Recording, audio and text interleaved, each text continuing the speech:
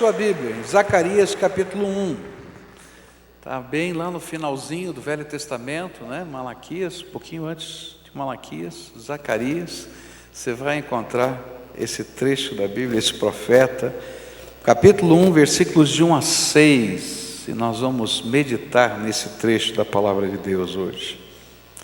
Zacarias 1, versículos de 1 a 6, a Bíblia diz assim: no 8º mês do 2º ano do reinado de Dario, a palavra do Senhor veio ao profeta Zacarias, filho de Berequias e neto de Ido.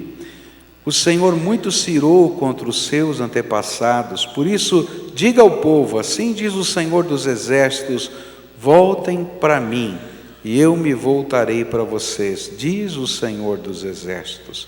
Não sejam como os seus antepassados, aos quais os antigos profetas proclamaram, assim diz o Senhor dos exércitos: deixem os seus caminhos e as suas más obras, mas eles não me ouviram, nem me deram atenção, declara o Senhor. Onde estão agora os seus antepassados? E os profetas, acaso vivem eles para sempre? Mas as minhas palavras e os meus decretos que ordenei aos meus servos, os profetas, alcançaram os seus antepassados e os levaram a converter-se e a dizer: o Senhor dos exércitos fez conosco o que os nossos caminhos e práticas mereciam, conforme prometeu. Pai querido, é em nome de Jesus que te pedimos que nessa manhã, quando celebramos coisas tão preciosas, tantas famílias estão aqui hoje pela manhã porque seus filhos, seus netos, seus sobrinhos foram batizados, Senhor. E que alegria deles estarem aqui, para verem, para ouvirem, para participarem desse dia memorável na vida desses seus queridos. Outros estão aqui porque nasceu uma criança. E Senhor, que alegria podemos estar juntos e dedicarmos os nossos filhos ao Senhor, e já fizemos isso. Outros vieram aqui, Pai, porque vão fazer uma viagem missionária e os seus queridos vieram juntos para dedicar seus filhos, que sofrem de uma série de desabilitações, mas que em nome de Jesus vão ser uma grande bênção lá no Acre, porque já tem sido bênção aonde o Senhor os tem levado, porque eles têm demonstrado, Senhor, que nada pode nos separar do amor de Deus, e eles estão aqui nesse amor, dividindo o amor de Jesus com outros. Nós viemos aqui para te adorar, Senhor, de tantas situações diferentes, mas nessa manhã te pedimos, fala conosco, toca o nosso coração, que a tua palavra seja semeada pelo teu Espírito e que ela frutifique em graça sobre as nossas vidas. É aquilo que oramos em nome de Jesus. Amém e amém. Você pode sentar-se. Para a gente poder entender esses versículos que estão aqui e o livro de Zacarias, a gente precisa pensar um pouquinho quem era esse profeta e qual era o cenário que estava por trás dessa profecia. Zacarias nasceu nos últimos anos do cativeiro da Babilônia. O povo de Israel foi tirado da sua terra, levado para a Babilônia. Eles ficaram sem terra, sem língua, esqueceram a sua língua, que era o hebraico, começaram a falar o aramaico, que era a língua daquela região. E ali naquele cativeiro, no final dos 70 anos de cativeiro, foi que nasceu Zacarias. E o seu nome significa aquele de quem o Senhor se lembra. É isso que quer dizer Zacarias, aquele de quem o Senhor se lembra. É interessante porque os nomes hebraicos, eles têm a ver com, não apenas com o título, como a gente coloca, acha um nome bonito, mas com quase uma aspiração profética, um desejo dos pais de uma bênção sobre os seus filhos. E o sentimento dessa família era: Senhor, lembra dessa criança. E por trás dessa lembrança talvez estivesse aquele sentimento: lembra do teu povo que está cativo, lembra, Senhor, das tuas promessas, não te esqueças, já se passaram, estão chegando os 70 anos proféticos que o Senhor falou que nós ficaríamos aqui, manda a gente de volta. E ele pertencia a uma família sacerdotal, e o seu avô, Ido, acompanhou Zorobabel na primeira leva de sacerdotes que voltaram para Jerusalém para reconstruir o templo. Então era uma família de sacerdotes, ele nasceu naquela casa. Lembra, Senhor, das tuas promessas. E quando surgiu a primeira oportunidade, o vovô dele já foi e voltou para Jerusalém, e ele também vai voltar para Jerusalém no tempo devido. E ele deve ter chegado à Palestina mais ou menos 20 anos antes do começo dessa história e dessa profecia. Agora, qual era o cenário que estava por trás? Os exilados, ao voltarem para Jerusalém, o vovô dele, Ido, que foi um dos primeiros a chegar, encontraram a terra completamente desolada. E por isso eles se ocuparam em estabelecer para si habitações e meio de sustento. O sonho era reconstruir o templo, mas para poder reconstruir o templo, o povo precisava comer, precisava dormir, precisava viver. Eles se acamparam em tendas, mas tinham que arrumar a uma mínima estrutura de sobrevivência. E depois que eles conseguiram arrumar essa mínima estrutura de sobrevivência, eles começaram a erguer os alicerces do templo. E quando começou o processo da reconstrução do templo, então os inimigos da terra, que eram os samaritanos, que haviam vindo para lá, o povo samaritano, quando houve a conquista do Reino do Norte, os assírios, eles levaram parte da população para um outro lugar da terra e trouxeram povos da Mongólia para morarem ali naquela região, e a mistura dessas raças, desses povos da Mongólia com os judeus que estavam ali, gerou o povo samaritano. E as levas dos judeus lá e estão: o que esse povo está fazendo aqui? Vai criar problema para a gente. E começou uma briga entre os samaritanos e os judeus, parecida com a briga que os palestinos têm com os judeus. E essa era a situação. E quando eles viram a reconstrução, então os samaritanos se organizaram politicamente e escreveram uma carta ao novo imperador, porque quem tinha permitido a volta deles era Ciro, e agora estava no poder Artaxerxes, e eles mandam uma carta dizendo: olha, se o senhor permitir a reconstrução da cidade, do templo, dos muros, essa cidade é uma cidade problemática, ela já criou muitas revoltas, ela já fez muita confusão, eu acho que não é bom o senhor permitir esse negócio. Ó, já estão criando confusão com a gente aqui, esse povo, se fortalecer aqui, vai ser complicado. E Artaxerxes então recebeu aquela carta e proibiu a reconstrução do templo. E então agora já fazia cerca de 16 anos, 15 ou 16 anos, que o templo tinha sido parado de construir por ordem do imperador. E é nesse momento que Deus levanta 2 profetas para pregarem a sua palavra. Os profetas estão na mesma época, Ageu e Zacarias. E o cenário político agora era outro. Artaxerxes havia perdido o governo e Dario, o Medo, estava agora no poder. E é interessante porque Deus vai trabalhando de maneiras que a gente não entende. Eu acho tremendo isso. Porque quem é Dario, o Medo? Dario, o Medo, é aquele que manda colocar Daniel na cova dos leões. E que vê Deus fechar a boca dos leões.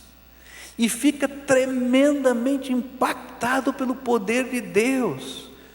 E começa a temer a um Deus só. E ele passa a ser um Deus, ele passa a ser um adorador de um Deus monoteísta, só um Deus, por causa da influência de Daniel. E muito provavelmente essa história de Daniel na cova dos leões não tinha chegado ainda lá, naquela região, mas Deus estava trabalhando, levantando Ageu, levantando Zacarias para pregar. E agora, o grande problema não era mais o impedimento, porque Deus já estava trabalhando lá na capital do império. O grande problema agora era outro, a acomodação dos servos de Deus. Como é que essa acomodação estava no coração deles? Eles diziam assim: bom, nós viemos para cá com esse intento, não deu certo. E não veio ainda o tempo da gente fazer isso. E eles diziam isso, exatamente isso. O tempo em que a casa de Deus deveria ser edificada ainda não chegou. E se você ler o profeta Ageu, ele vai bater nisso. Chegou o tempo sim, vocês é que estão dizendo que não, mas já chegou e assim vai. E então, lá eles diziam: bom, já que não chegou o tempo, então a gente tem que melhorar a nossa estrutura de vida. Então eles começaram a melhorar suas casas, eles começaram a buscar prosperidade pessoal, eles faziam o que era possível para reconstruir a nação, porque o templo não podia ser reconstruído, e Deus estava dizendo: agora chegou a hora de reconstruir, vamos levantar, vamos trabalhar. E então Ageu foi o primeiro a pregar sobre esse assunto, e a mensagem primeiro foi um protesto de Deus contra o abandono da sua casa, Ageu capítulo 1, versículos de 1 a 11. A segunda mensagem de Ageu foi: eu sou convosco, Ageu capítulo 1, versículos 13 a 15. E a terceira mensagem de Ageu foi: a glória do novo templo é maior do que do antigo, Ageu 2, de 1 a 9. E aí Zacarias inicia o seu ministério, e ele tem duas ênfases: uma chamada ao arrependimento e depois uma promessa de esperança. O nosso propósito hoje é olhar a primeira mensagem de Zacarias e compreender o sentido da chamada de Deus ao arrependimento do seu povo.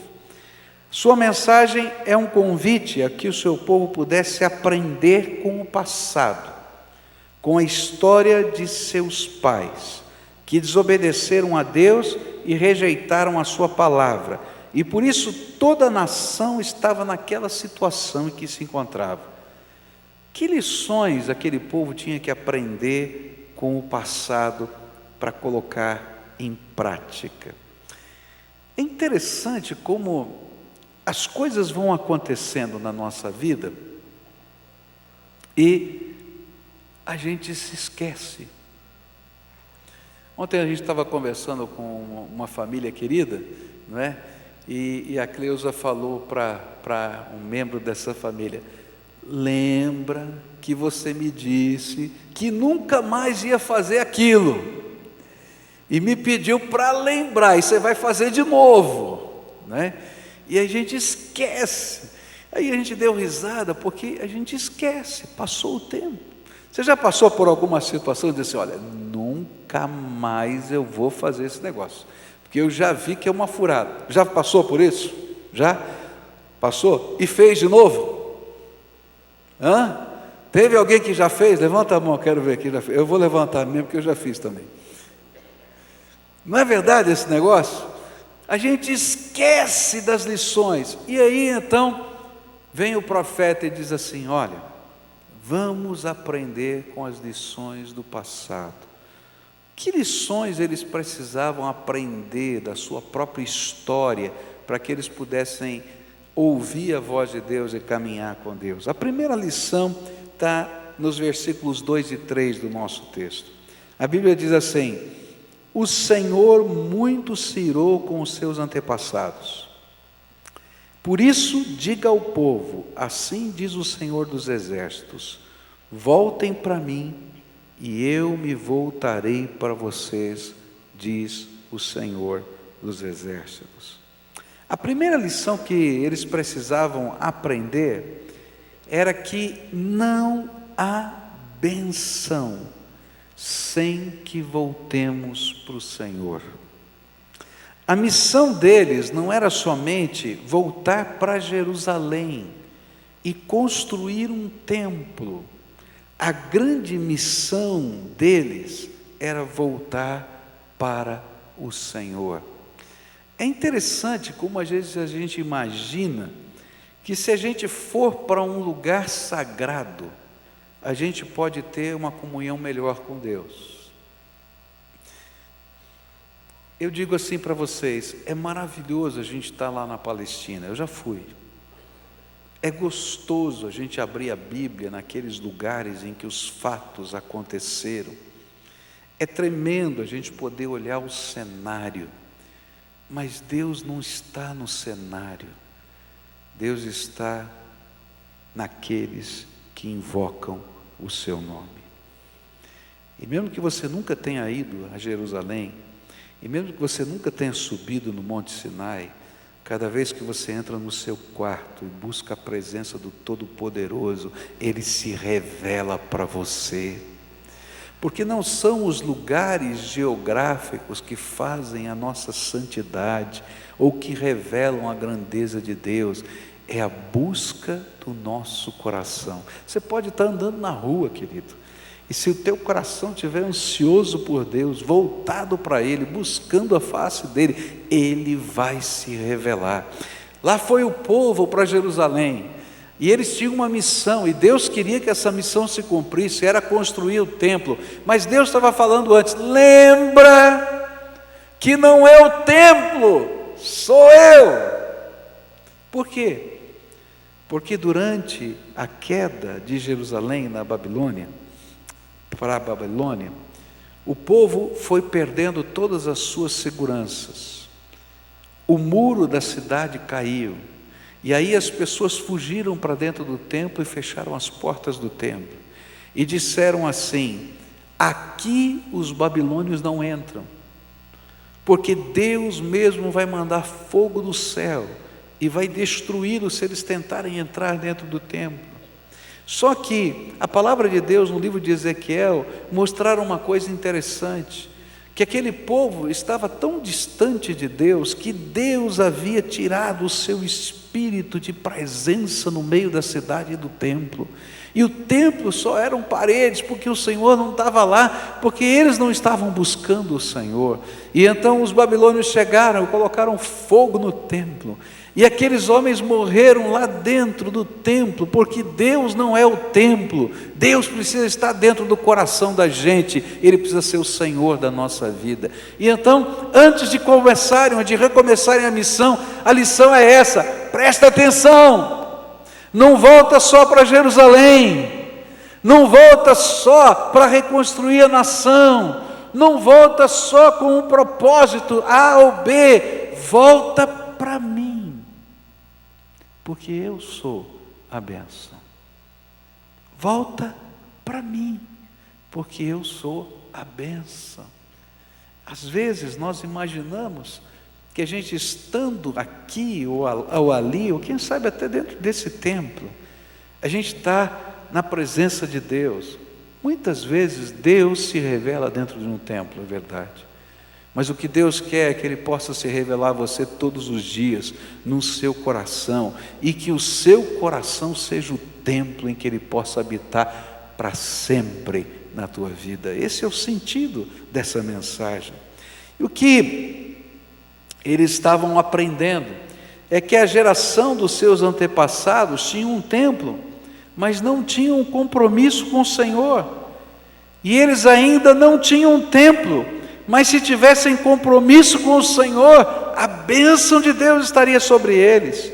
E se o coração deles estivesse conectado ao Senhor e à sua vontade, não somente teriam o templo, mas o Senhor do templo estaria com eles todo o tempo. Quando nos voltamos para o Senhor, Ele se volta para nós, cheio de graça e misericórdia. O templo, que quer dizer palácio de Deus, no hebraico, templo significa palácio de Deus, era consequência de Deus ser o rei e senhor do coração deles. Algumas coisas que a gente precisa aprender. Às vezes nós podemos estar cheios de boas intenções, e ao mesmo tempo longe do propósito de Deus. Você pode imaginar, isso aqui era um povo que tinha abandonado tudo para reconstruir o templo, mas que se perdeu de Deus fazendo coisas simples, como plantar, colher, construir as casas. E o coração deles havia se esfriado, e os seus filhos não viram mais o ardor da alma dos seus pais. E não tinha nada de errado, eles só estavam plantando, colhendo, trabalhando para viver, arrumando a sua casa. Olha, eu acho que muitos de nós podíamos se comparar com eles. E aí o Espírito Santo diz assim: volta para mim. Diz: mas voltar como, Senhor? Não estou fazendo nada de errado. Mas o teu primeiro amor se esfriou por mim. Lembra do ardor que trouxe você para cá? Lembra da alegria? Lembra do prazer? Volta para mim e eu vou me voltar para você. Quando a gente pensa nisso, a gente vai vendo que às vezes a dinâmica da vida vai passando como um rolo compressor e a gente não vai percebendo. Talvez o Senhor estivesse dizendo para aqueles homens: olha, o que vocês precisam voltar é porque a razão e a motivação da vida que os trouxe para reconstruir o templo era servir o Senhor. E de repente vocês esfriaram nisso. Jesus disse: buscai primeiro o reino de Deus e a sua justiça e... não lembra não? Todas as outras coisas vos serão acrescentadas. Vamos lembrar? Buscai primeiro o reino de Deus e a sua justiça e... todas. O que havia acontecido é que por causa da ordem daquele rei, da pressão dos inimigos, eles se acomodaram e começaram a buscar todas as outras coisas e não buscar a Deus na mesma intensidade que buscavam antes. E como isso é sutil? Você já parou para pensar como isso é sutil? A gente não percebe que essa mudança vai acontecendo dentro da gente. E de repente a razão da nossa vida, do nosso trabalho, não é mais servir ao Senhor, honrar ao Senhor, ser instrumento da grandeza de Deus nessa terra, levar pessoas a conhecer o poder de Deus. E de repente nós fazemos até um pouquinho disso, mas a nossa meta de vida é, quem sabe, construir a casa. Nossa meta de vida é, quem sabe, terminar um determinado projeto. A nossa meta de vida mudou. E o interessante é que quando a gente inverte a ordem, devagarinho as coisas boas podem nos afastar do Deus Todo-Poderoso. Porque a gente se perde no propósito e na razão da nossa própria vida. Nem sempre as coisas más somente nos afastam. Por exemplo, às vezes tem tanta coisa boa acontecendo na nossa vida, que a gente começa a ter tantos compromissos, que a gente se afasta dos nossos filhos. Não é verdade isso? Hoje foi um dia em que os filhos estiveram em alta conta aqui. E às vezes nós imaginamos que o nosso filho precisa ir para a Disney uma vez por ano. E a gente trabalha para isso, quando na verdade o nosso filho precisa de um pai e de uma mãe que ensinem valores no seu dia a dia. E às vezes não tem nada de errado acontecendo, simplesmente os valores, os propósitos foram mudados. A gente precisa de aconchego, a gente precisa de conversa, a gente precisa de dizer o porquê sim ou do porquê não, porque senão eles nunca vão aprender a fazer decisões na vida.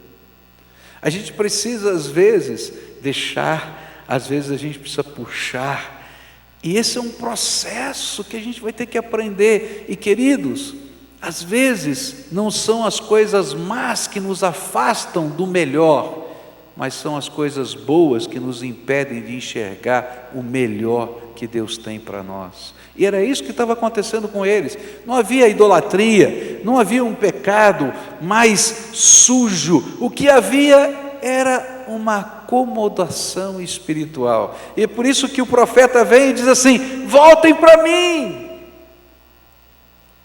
Primeiro o reino de Deus e a sua justiça, e todas as outras coisas vos serão acrescentadas. O apelo era: voltem ao primeiro amor, voltem ao sonho da fé, voltem à convicção do Deus Todo-Poderoso, voltem a crer que eu estou no controle. A porta se abriu, porque eu fechei a boca dos leões. É interessante isso, porque Deus trabalha na nossa vida mediante a fé. E Ele não mostra tudo o que Ele está fazendo. Eu acredito que enquanto Ele estava fechando a boca dos leões, os profetas estavam pregando. Está entendendo? E eles não sabiam que Deus já havia mudado o coração do imperador. Eles não sabiam. E Deus estava pedindo um passo de fé. Quando nós estávamos começando a obra aqui desse templo, a igreja tinha vendido a propriedade dela na Visconde de Guarapuava, esquina com Westphalen. E nós tínhamos recebido o dinheiro. Imaginávamos que aquele dinheiro fosse suficiente para a gente, pelo menos, levantar toda a estrutura desse templo. E então contratamos a empresa que foi fazer a colocação das estacas aqui, o estaqueamento para o alicerce desse templo. Nunca vamos esquecer, 127 estacas foram batidas aqui, e algumas de 15 metros de profundidade. E nós estávamos muito felizes, porque tínhamos o dinheiro para construir. E de repente, o Collor assumiu o governo. Bom, tem muita gente jovem aqui que não vai saber o que aconteceu com o Collor, né? Do dia para a noite, ele baixou um decreto e todo o dinheiro desapareceu da conta. Você lembra disso? Você também. Quantos foram roubados, que nem eu fui? Ah, bom, então está certo. Interessante, né? Porque a inflação era de mais de 80% ao mês. Ele tirou a correção monetária daquele mês, já perdemos 80% ali. Aí ele tirou mais 25%, que era um imposto que ele criou para isso lá. Foi mais 25% que sumiu, né? Depois corrigiu do jeito que ele queria corrigir, o dinheiro desapareceu. Eu sei que o dinheiro foi sumido. E aí eu achei muito interessante o que aconteceu aqui com essa igreja. Nós tínhamos o contrato e tínhamos o dinheiro. E de repente a gente tinha um contrato e ninguém tinha dinheiro. Não era a igreja que não tinha dinheiro, ninguém tinha dinheiro. E aí nós perguntamos à igreja: vamos parar ou vamos construir? Meus irmãos, aquele povo que estava lá disse: nós vamos construir sem dinheiro. E nós começamos a bater as 127 estacas aqui. E se você está aqui nesse lugar, é porque um dia um povo que não tinha um tostão no banco creu que Deus iria fazer algo sobrenatural. E eu creio que cada pedacinho que está aqui hoje é sobrenatural, porque Deus está nesse negócio. Sabe, a mesma coisa estava acontecendo com eles. Eles tinham uma ordem judicial dizendo: proibido construir o templo, escrita num tempo em que não havia direitos individuais, onde o imperador podia dizer: mata ou vive, acabou. E de repente chega um profeta maluco e diz: voltem para mim e vamos construir esse negócio, porque se vocês me colocarem como Senhor na vida de vocês, todas as outras coisas vos serão acrescentadas. Quem está disposto a dar um passo de fé? Se coloca nessa condição. Você não sabe o que está acontecendo, e eles então vão ouvir essa mensagem e vão aceitar os caminhos do Senhor, vão voltar para o Senhor. E aí Deus começa a fazer coisas extraordinárias. Uma delas, que está no livro de Daniel, capítulo 6, quando um servo do Senhor, já velhinho,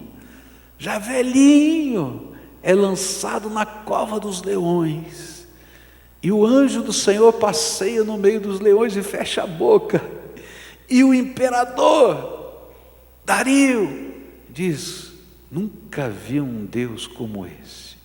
Você imagina o que acontece quando chega uma nova carta dizendo: nós queremos construir o templo desse Deus que fecha as bocas dos leões? Ele diz: pode escrever, pode fazer, e ainda digo mais, vou pagar a conta, porque Deus é bom. Então volta para Deus. Eu não estou falando isso para construir templo, não, eu estou falando de uma coisa muito maior. Fé, caminhar com Deus, ouvir a voz do Espírito e entender às vezes que até as coisas boas podem nos afastar do propósito que Deus tem para a minha vida. Você poderia dizer para mim, ou dizer para Deus, melhor do que para mim, qual é o propósito de Deus para a tua vida? O que Ele quer fazer através de você nesse tempo, na história? Porque você não está aqui por acaso, querido. Deus tem um plano para a tua vida. Deus tem um plano para você. Ele tem uma missão para você. Você é importante nessa terra. Você não está só de passagem à toa. Ele tem um plano para você.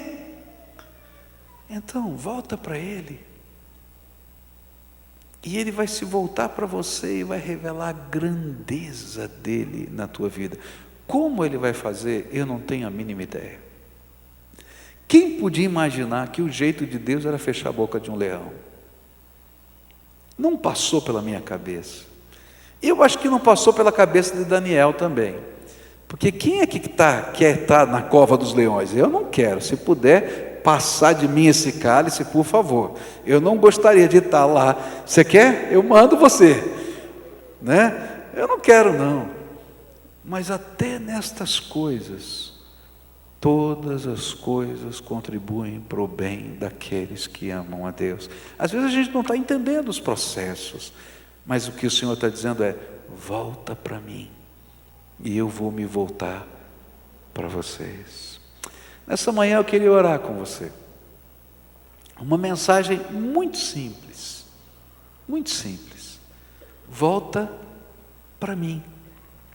Mas voltar no quê?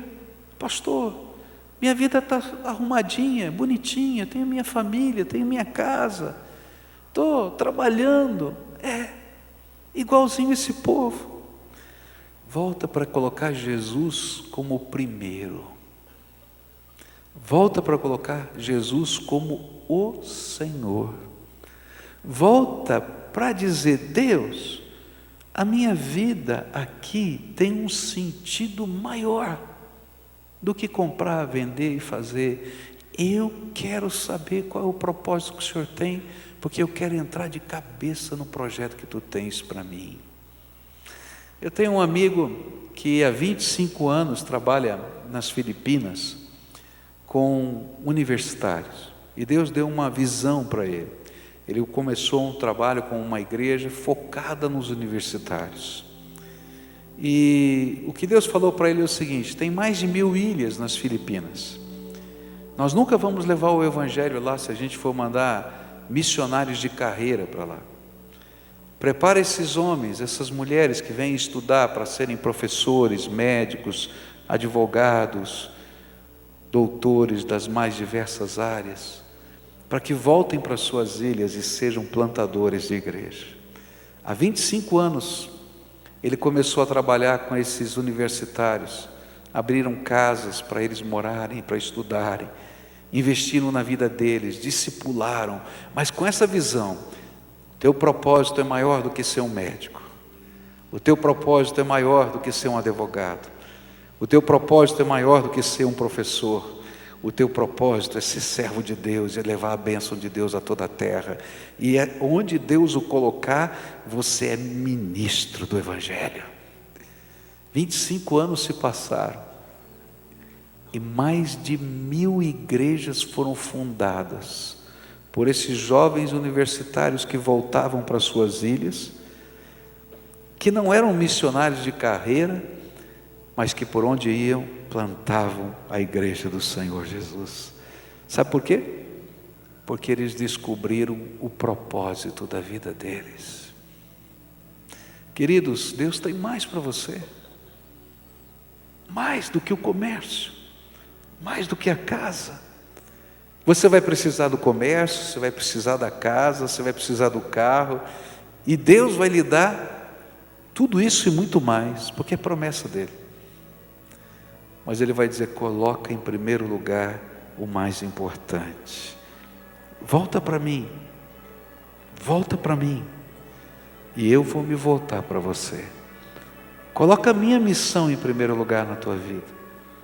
Coloca os meus sonhos, os meus projetos em primeiro lugar, porque eu sou a bênção e eu vou abençoar você. E nessa manhã eu queria orar por isso, por homens e mulheres, não importa a idade, se são jovens, velhos, se tem cabelo branco ou não tem, se não tem cabelo, tanto faz, mas que estão ouvindo a voz do Espírito Santo hoje dizer: volta para mim. E você está dizendo: pastor, eu entendi, eu quero estar no centro da tua vontade. Como o Senhor vai fazer? Eu não sei, mas eis-me aqui. Eu quero que o Senhor me revele o propósito que o Senhor tem para a minha vida. Quem sabe uma nova célula não vai nascer na tua casa.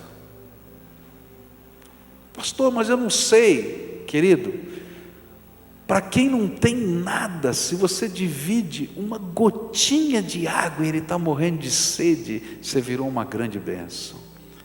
E é isso que a gente não entende, que a gente tem pelo menos uma gotinha da graça de Deus, então vamos reparti-la, porque na medida em que a gente reparte essa graça, Deus derrama mais, e mais, e mais. Agora Ele não vai derramar se a gente quer somente guardar na gaveta aquilo que Ele colocou no nosso coração. Então, se o Espírito de Deus hoje está falando com você, e você está ouvindo a voz: volta para mim, volta para mim. Eu quero orar por você, e quero dedicar a tua vida ao Senhor, para você voltar para Ele.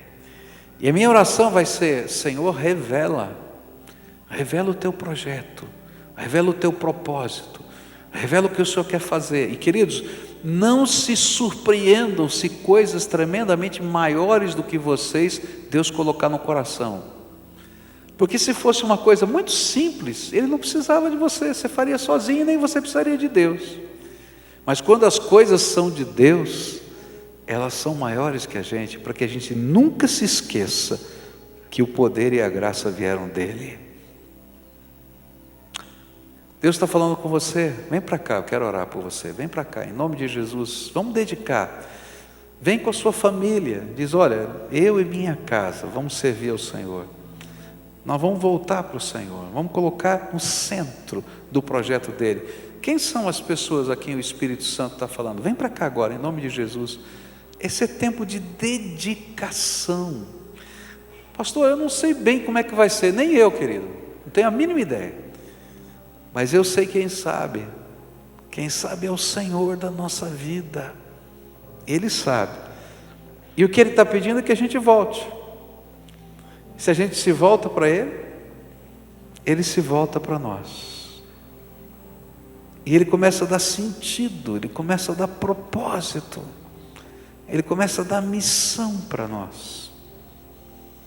E aí o sentido da vida muda. Eu vou construir alguma coisa para o reino, para a glória dEle, que é maior do que eu conheço, maior do que eu sei, maior até do que eu posso, humanamente falando, maior do que eu posso. Mas eu posso todas as coisas naquele que me fortalece. E sabe,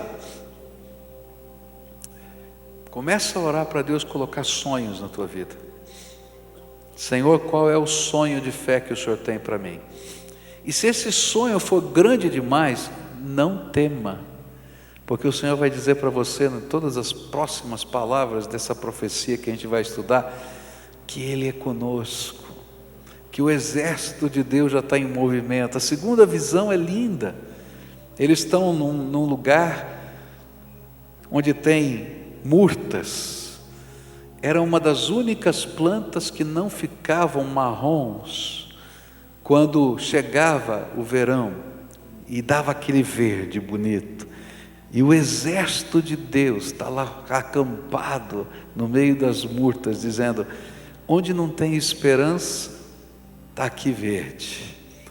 E o exército de Deus já está aqui nesse lugar. E Deus estava dizendo: estou prometendo a minha bênção, vai, continua. Então, eu não sei como é que vai ser. Se Deus te der sonhos, abraça os sonhos, diz: Senhor, não tenho a mínima ideia, mas vou colocar na tua presença, me mostra como, me mostra como, me mostra como. E Deus vai mostrar como, pode ter certeza, porque Ele é poderoso. Posso orar por você agora? Posso? Querido Senhor, aqui estão os teus servos, homens e mulheres que amam o Senhor. Eles não estão aqui por acaso, eles amam ao Senhor.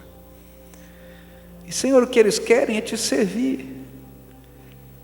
E eles ouviram a voz do teu Espírito dizendo: volta para mim. Você não tem nada de errado no sentido social, mas eu quero reavivar o meu primeiro amor no teu coração. E o Senhor está dizendo isso para nós, e nós estamos dizendo para o Senhor: nós queremos ser reavivados no nosso coração. Pai, revela para esses teus filhos o sentido, o propósito, a missão que o Senhor tem, e que o Senhor coloque sonhos, visões, sentimentos ardentes na alma, de tal maneira que esses teus filhos se sintam movidos na direção da tua vontade.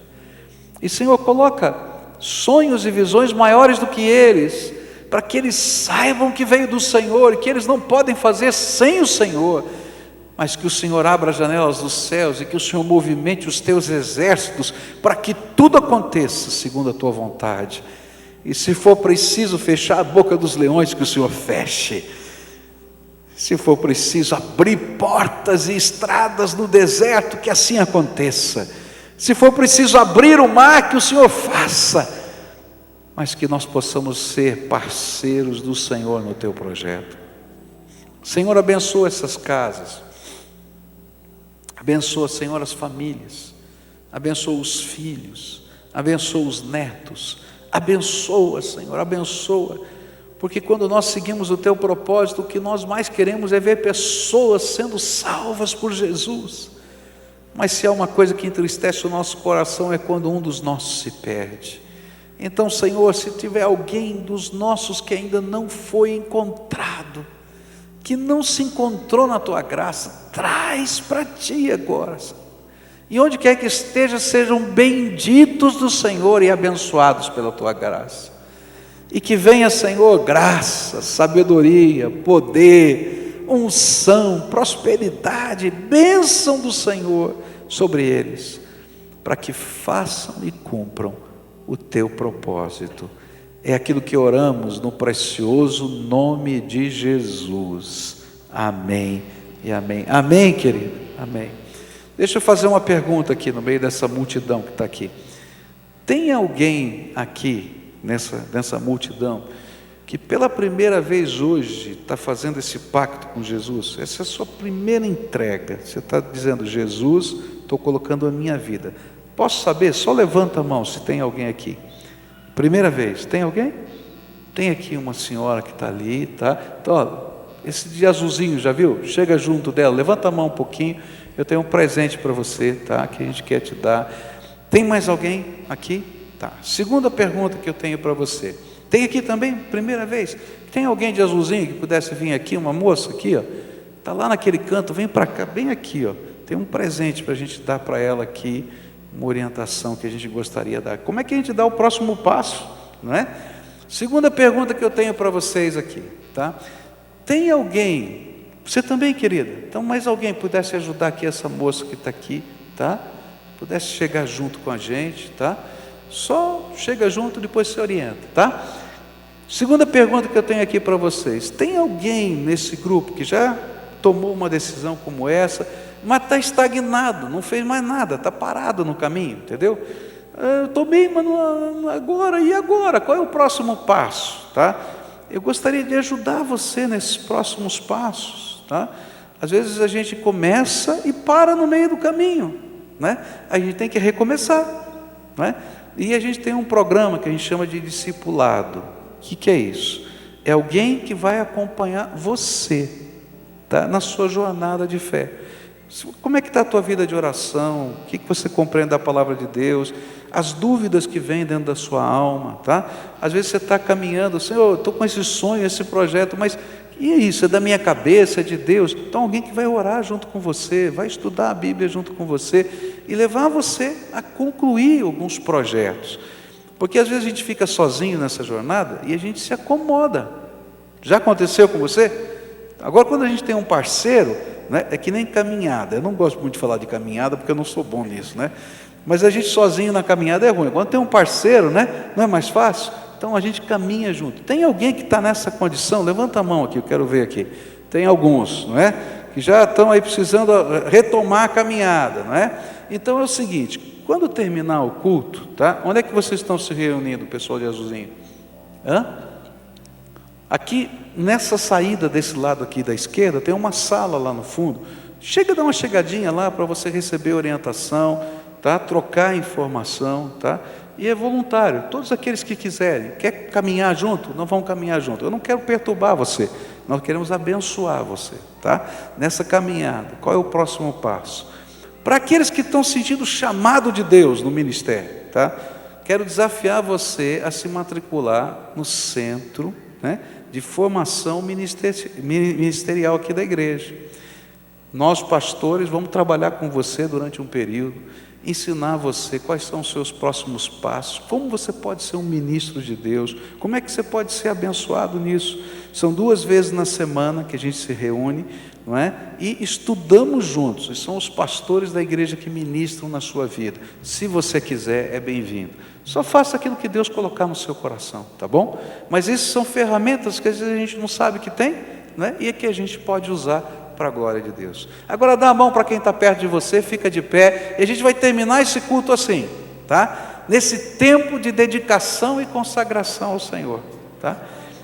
Deus tem algo maior para a tua vida, e Ele vai usar a tua vida em algo maior, maior, maior.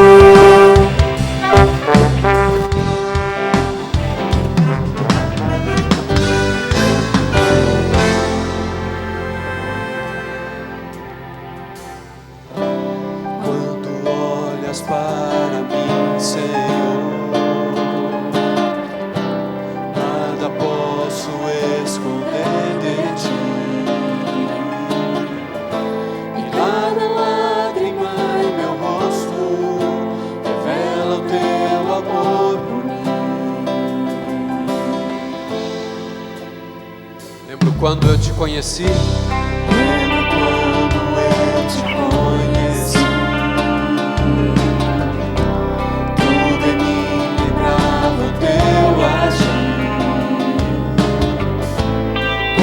Pode o coração deixar de te amar assim?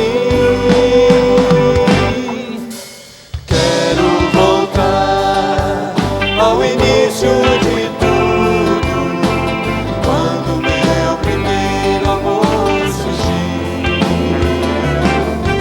Mas quando tu me olhas, me derrama aos meus pés.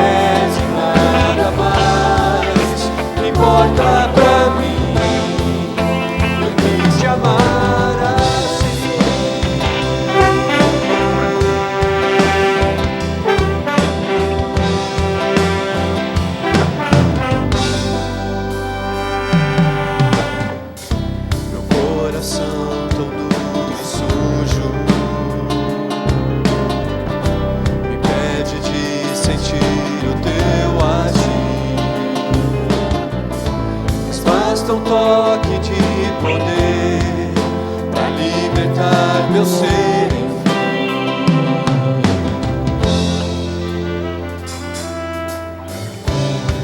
entristeço novamente a ti,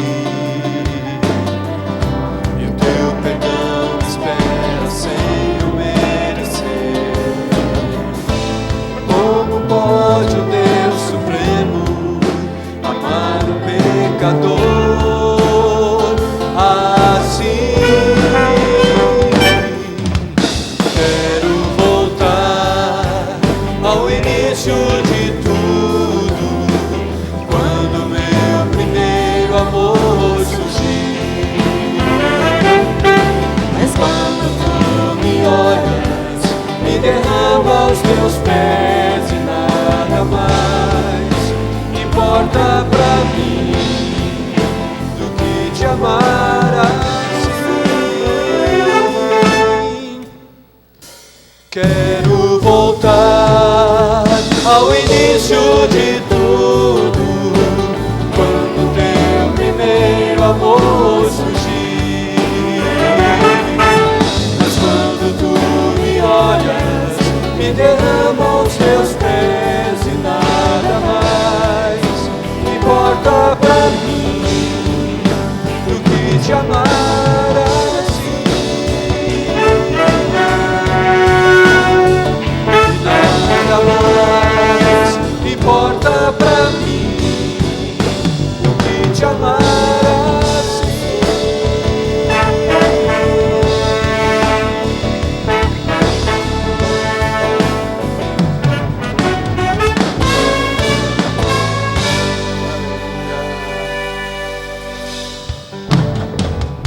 Amém. Nada melhor do que voltar ao Senhor. Amém, queridos? Voltar ao princípio de tudo e recomeçar tudo novamente. Amém? Que a graça de Deus esteja sobre a sua vida. Vai com o amor do Senhor. Que o Espírito Santo do Senhor continue consolando o teu coração. E à noite nos vemos juntos aqui, então, às 19 horas. Tá bom, querido? Deus abençoe vocês e até à noite às 19 horas juntos.